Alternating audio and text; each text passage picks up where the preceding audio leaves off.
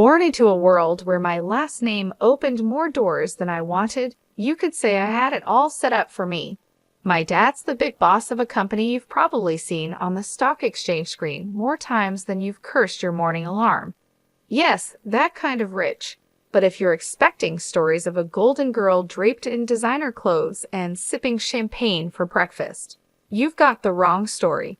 Me, I've always kept it real, with my feet firmly on the ground. Money is nice, sure, but it's not everything.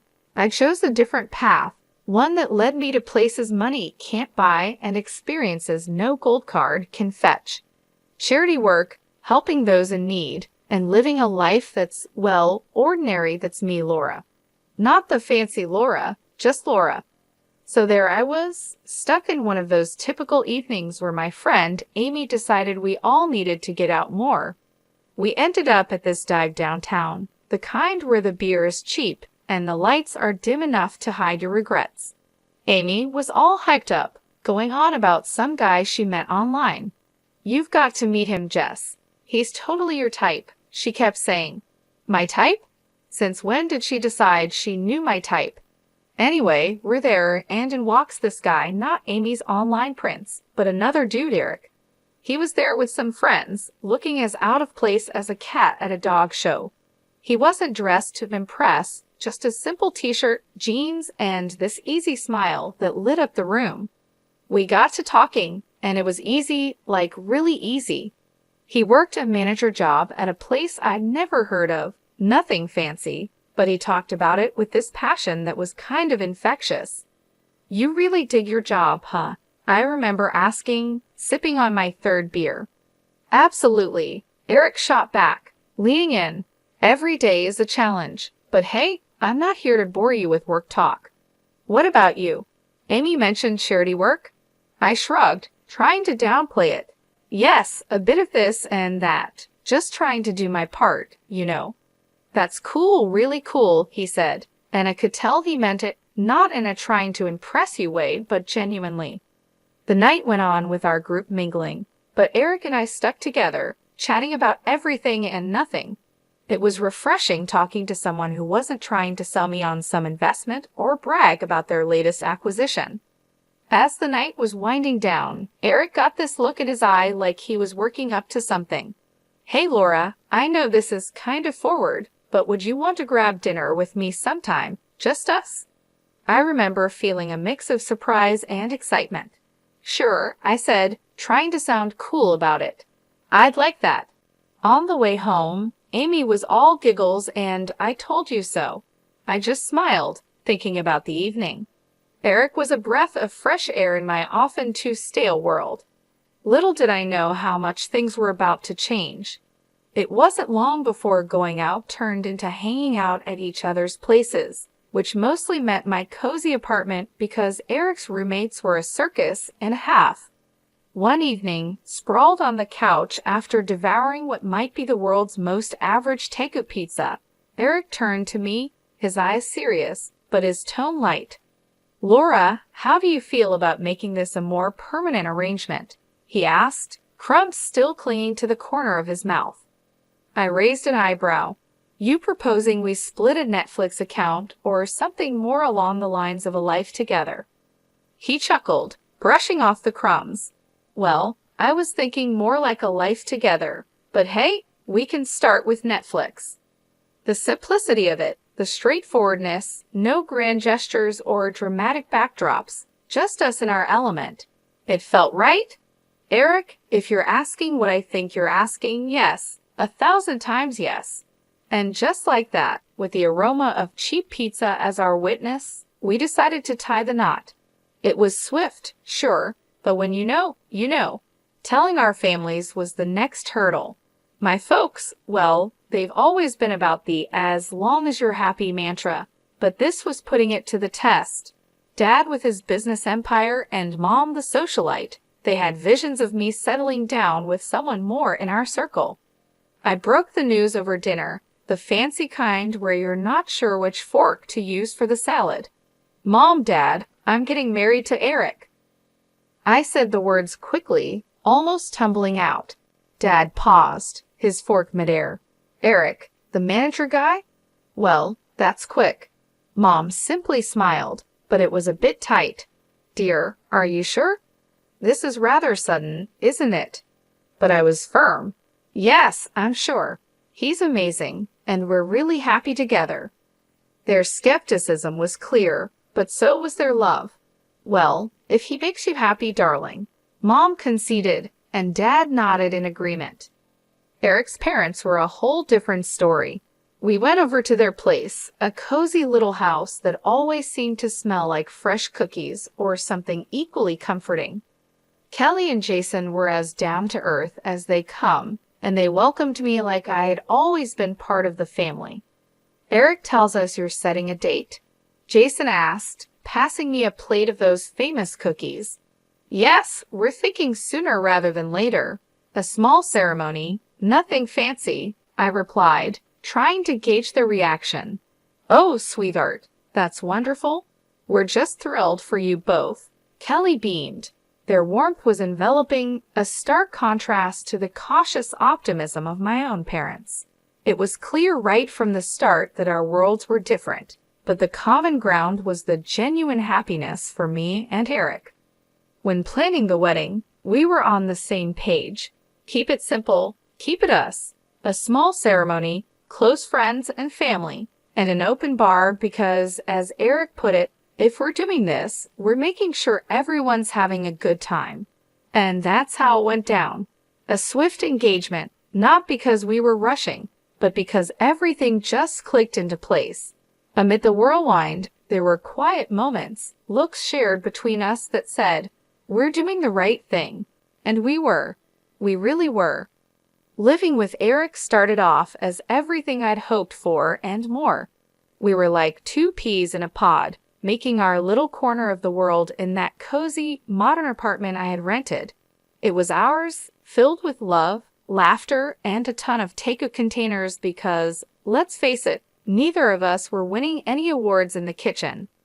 It wasn't long before I started noticing how Eric's parents, Kelly and Jason, had this way of dropping hints about things they liked or needed whenever they came over. At first, it was subtle, almost cute. Oh, Laura, that's a lovely coffee maker. Must make mornings a breeze, Kelly would say, eyeing our shiny new appliance with a gleam in her eye. Or Jason would remark, this sofa is just divine. Our old one's been giving me a right pain in the back, you know. Wanting to be the good daughter-in-law, I took note of these little hints.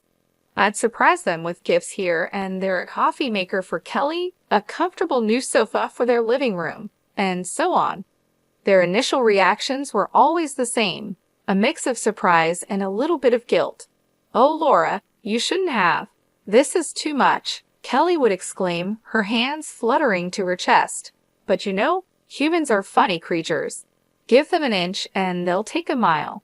Those initial protests faded away, replaced by a growing list of subtle hints that were about as subtle as a brick through a window. Dinner at your folks' place was lovely, dear. Did you see that new TV they have? Crystal clear. Ours is practically ancient. Eric would relay his parents' latest comments, oblivious to the change in their tone. One evening, after I had just dropped a not-so-small fortune on a fancy new TV for them, Eric and I were curled up on the couch, my head resting in his lap. They really love the TV, babe. You're amazing, he said, his fingers running through my hair. But I felt the weight of their expectations starting to press down on me. Eric, do they expect us to keep doing this? It's getting a bit much, don't you think? I asked. He paused, his hand stopping mid-stroke. What do you mean? They're just happy, that's all, he replied. Happy or taking advantage. I pushed back, sitting up to look at him. It feels like we're their personal shopping service. Eric was taken aback, his brow furrowing. They're not like that, Jess.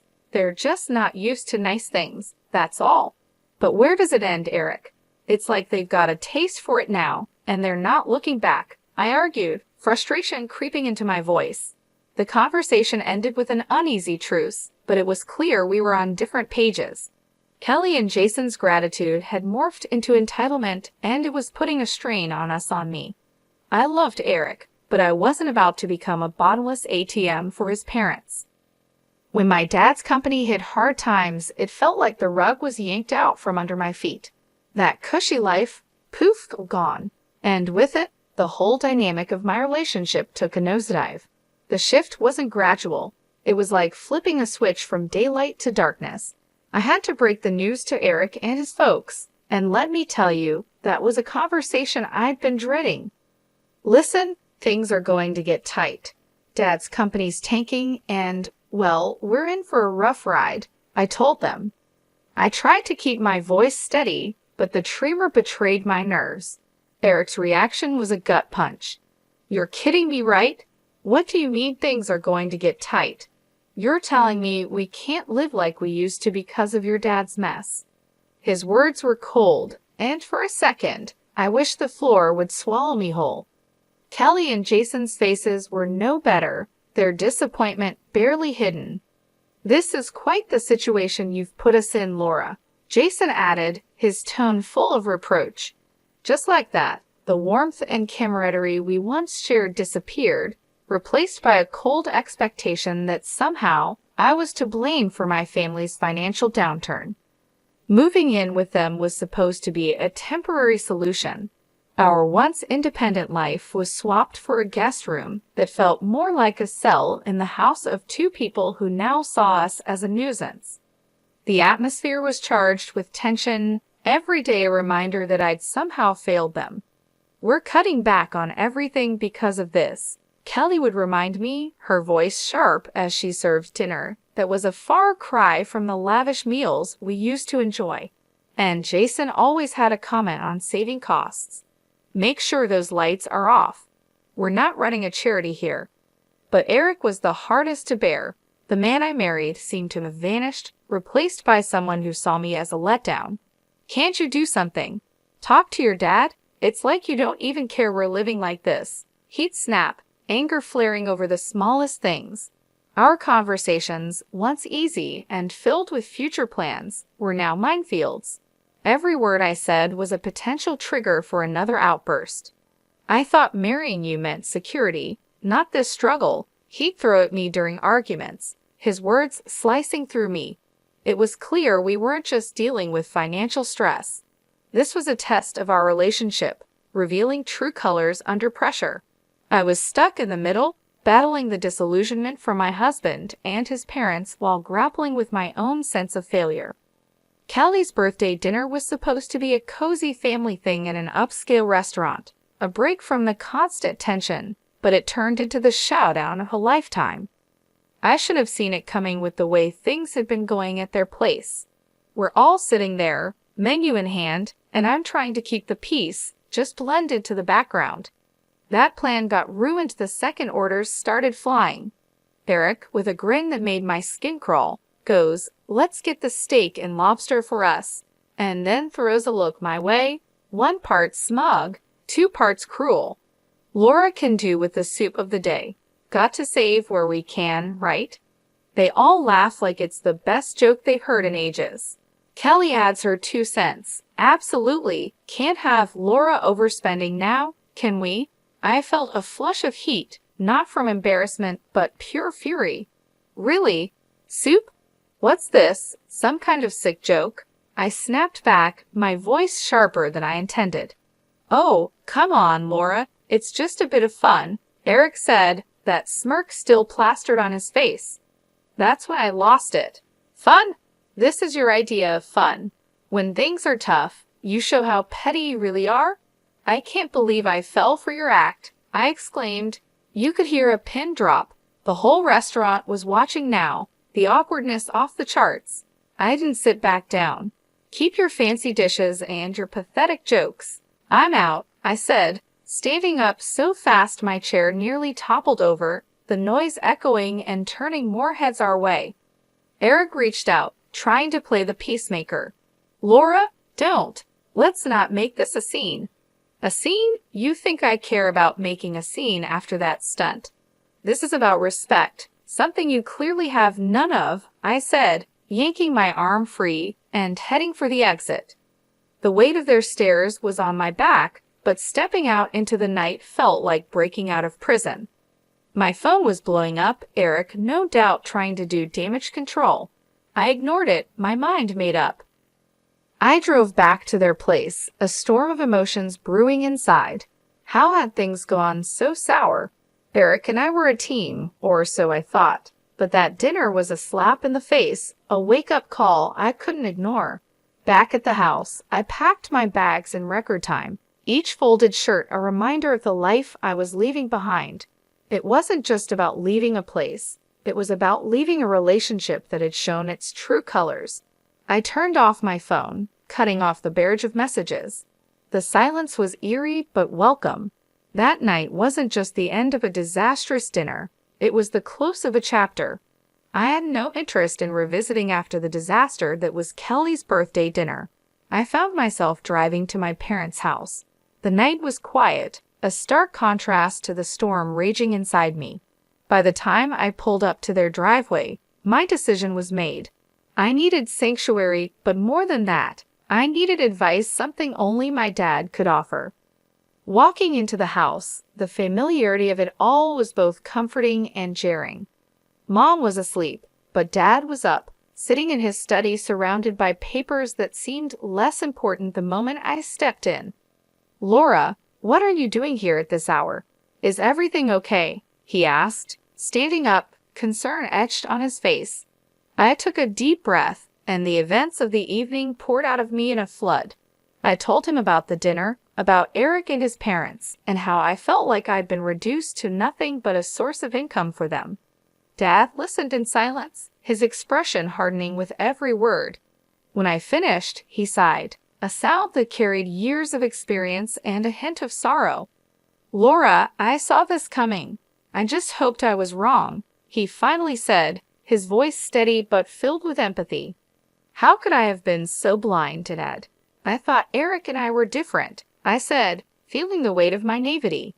He walked over, putting an arm around my shoulders. "You wanted to see the best in him and them. There's no fault in that.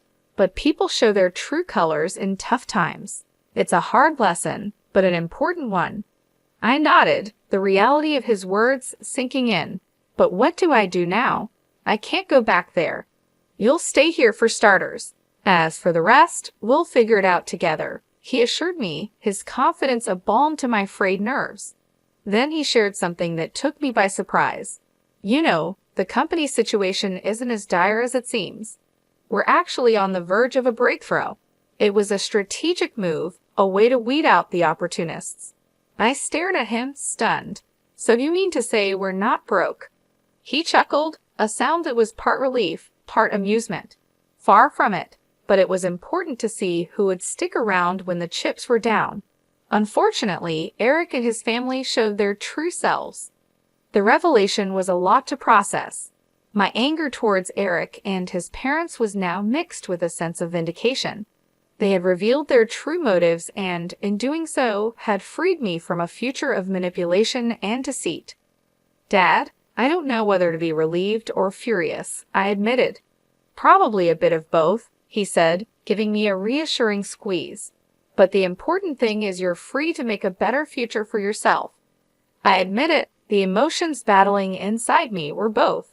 "It's okay, but remember this experience has taught you something invaluable about people and their intentions. Use it, learn from it," he advised, grounding me. Walking up to Kelly and Jason's house the next day felt like heading into the lion's den. I was ready for a showdown, but nothing could have prepared me for the cold reception I got. Eric was standing there, divorce papers in hand, with a look that could only be described as triumphant disdain. "Here you go, let's get this over with," he said, practically shoving the papers at me. His parents were hovering behind, barely containing their glee. Finally getting rid of the freeloader, Kelly snickered and Jason nodded in agreement, a smug smile plastered across his face. Eric joined in. "Yes, turns out you're just an ordinary dummy without your daddy's money. Thought you'd cry, but guess what? We don't need a tearful mess around here." Their words stung, but not in the way they expected. I felt a bizarre mix of anger and liberation. I looked at the papers, then at them, and without a word, signed where I needed to. As I did, Their smiles widened, thinking they'd won, but I had the last laugh. Pulling out a newspaper from my bag, I slapped it down on the table with more force than necessary. "Thought you might find this interesting," I said, my voice dripping with unrestrained satisfaction. The headline screamed about my dad's company making a monumental comeback, profits soaring higher than ever. Watching their faces drain of color was a sight I'd pay to see again. Kelly and Jason's smugness vanished, replaced by shock, then desperation. Eric's arrogance crumbled, leaving him looking like a child who just lost his favorite toy. Kelly suddenly switched gears, stepping towards me with arms wide open. "Oh, my sweet girl, it's all a big misunderstanding. Let's hug it out." Jason, ever the opportunist, chimed in. "Let's not rush things. Sit down, have a coffee, and we can talk this through." And Eric, oh Eric, he was the picture of regret. "I was wrong, okay. We can fix this. I want to make everything right, please." Their sudden change of heart was almost comical. Almost. I couldn't help but laugh, a deep, hearty sound that felt cleansing. "You three are something else, you know that. But here's a news flash for you. I'm done. Done with the lies, the manipulation, and the so-called family that only values me for my bank account." I turned to leave, their protests and pleas fading into the background. They called after me, a mix of desperation and disbelief in their voices, but I didn't look back. Not this time. After the spectacle at Kelly and Jason's house, I was done not just with them, but with the whole sorry saga that had become my life. I needed a fresh start, a clean slate. So I took some time at my parents' place, getting my head and heart back in the game. One afternoon, a couple of weeks after the divorce was finalized, I was out for coffee with Amy, my ever-supportive friend who had been there through it all. "Girl, you look like a weight's been lifted," she commented, sipping her latte. I laughed, feeling lighter than I had in months. "You have no idea. It's like I can finally breathe again," I said. Amy leaned in, her expression turning serious. "So what's next for you, Jess? You have a clean slate now." I thought about it, stirring my coffee absent-mindedly. "I'm not sure, but I'm excited to find out. Maybe I'll travel, pick up some of the charity work I had to put on hold. As for love," I paused, giving her a rueful smile. "I think I'll give that a miss for a while. Just make sure you're doing what makes you happy, okay? You deserve it after all that drama," she said, reaching over to squeeze my hand. "Thanks, Amy. That's the plan." Not long after that conversation, my phone started buzzing with calls and messages from Eric. He was pleading, saying he had changed, that we could start over. His parents even got in on the act, sending messages filled with apologies and invitations to talk things over. Sitting in my room, phone in hand, I couldn't help but laugh. The sheer audacity was almost admirable. Almost. I typed out a response, one I've been mulling over for days. "Eric, moving on means moving forward, not going back to what broke you. I wish you all the best, but this is where our path ends for good. Take care." Hitting send felt like closing the final chapter of a book I'd been stuck in for too long, and just like that, I was ready to start writing a new one. The next few months were a blur of activity. I threw myself into my work, took up volunteering with a vengeance, and even booked a solo trip to a place I'd always wanted to visit. Life was full, and for the first time in a long while, it was fulfilling too. One evening, sitting on a balcony overlooking a bustling street in a far-off city, I felt a sense of peace and excitement for the future. I was ready for whatever came next. I realized I'd found what I'd been searching for all along. Peace. The drama, the heartache, the betrayal, it all seemed like a distant memory. My phone buzzed with a new message, but this time it was from a number I didn't recognize. Hesitantly, I opened it. It was from someone I'd met during my travels, someone who made me laugh and think in equal measure. "Hey Laura, how about dinner when you're back?" No expectations, just food and good company. I stared at the message, a smile slowly spreading across my face. Maybe it was time to open my heart again, but on my terms, at my pace. I looked at the text and replied, yes, hitting send before I could second-guess myself. Looking out at the city lights, I felt a sense of excitement for the future. I had moved on, not just from Eric and his family, but from the person I was when I was with them. I was stronger, wiser, and ready for whatever came next.